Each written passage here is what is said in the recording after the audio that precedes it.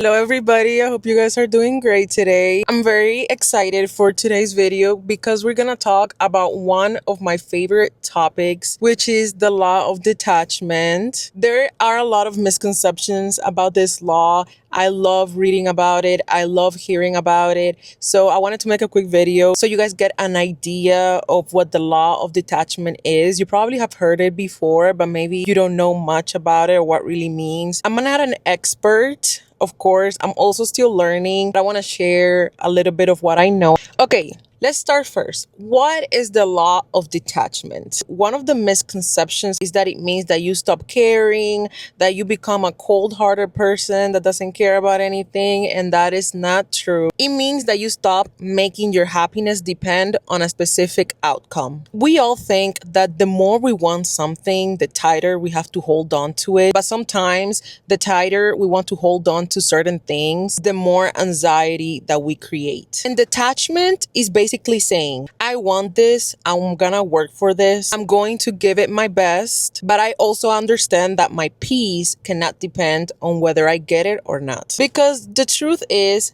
life is full of uncertainty. You can do everything right and still not get the result that you want. And learning to accept that is where peace comes from. Let me give you guys a few examples. You can work hard for your dream job, prepare and give your best interview, but you cannot control whether they like you or they hire you. You can love someone deeply, support them, and give them your heart, but you cannot force someone to choose you or love you the same way. Sometimes the best thing we can do is trust the process and allow things to unfold. Let me get into this point, which lately I've been really getting into Stoicism. I love Stoicism. I love reading about it. I'm actually reading a book about it right now. It's so good. And one of the things that Stoics teach in the writings, control what you can and release what you can't. A lot of our suffering comes from trying to control things that were never ours to control. And the reality is, we spend so much time trying to control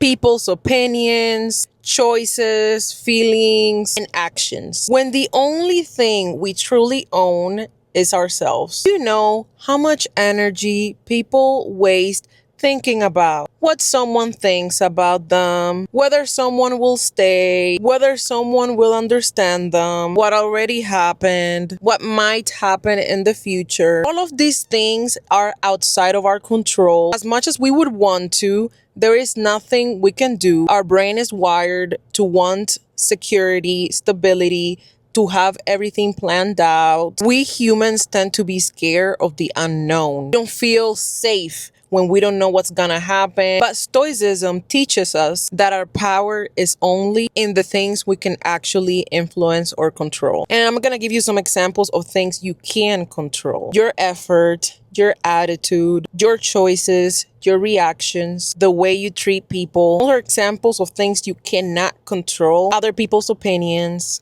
the past, the future, someone else's feelings, someone else's decisions. Peace comes when you stop fighting things you were never meant to control. Now to the next point. Attachment creates suffering. Sometimes the hardest part of life is not what happens to us, but the expectations created before it happened. Sometimes we don't suffer because something ended. We suffer because we already had written a story in our head about how we thought it was supposed to go. Also, two people can go through the same experience, and depending on the lens that you're looking at the situation, that's how you're going to react. Maybe one person reacts by being sad, anxious, going through depression. Maybe the other person learns to accept the situation, learn from it, and try to move on. Because you gotta understand, as much as we picture our future and how we want things to go, life doesn't follow a specific timeline, and life will not go exactly how you want it to go. And the faster you learn to accept it, the happier you'll be. Because instead of fighting life and fighting outcomes, you learn to flow with life. You learn to accept things and you learn to let go. Not everything that leaves is a loss. Sometimes something leaving create space for something better. One of my favorite Greek philosophers is Marcus Marcus Aurelius. And one of the points he talked about was impermanence. It's one of the most powerful Stoic ideas, which is remembering that everything is temporary. Our lives are constantly changing. The person you are today is not the same person you were years ago. And the things you have today may not always be there. Everything we hold on to is temporary. Our youth,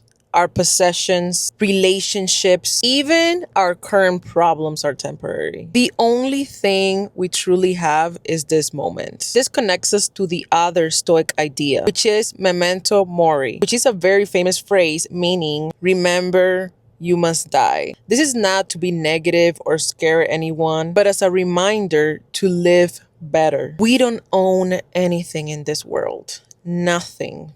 We don't own nothing. We don't own this car. We don't own our house. We don't own anybody. Because the same way you came to this world, you will leave with nothing. Next point is detachment from validation. I feel like this is one of the hardest things people struggle to detach from. You gotta remember, if you know who you are, you don't need everyone else to agree. Not everyone will like you, and that is okay. Your peace cannot depend on receiving approval from people who don't even know your full story. When you let go, you stop begging for things that don't choose you. You stop forcing situations that aren't meant for you, and you stop losing yourself trying to keep something. Detachment is not giving up. It is trusting that what is meant for you will not require you to destroy your peace to keep it. And I'm gonna end now with this statement that I literally heard today in a YouTube video about detachment. Actually, it is, if you fear suffering, you're already suffering for what you fear. Okay guys, if you watched the whole video, thank you very much and see you in the next. Bye.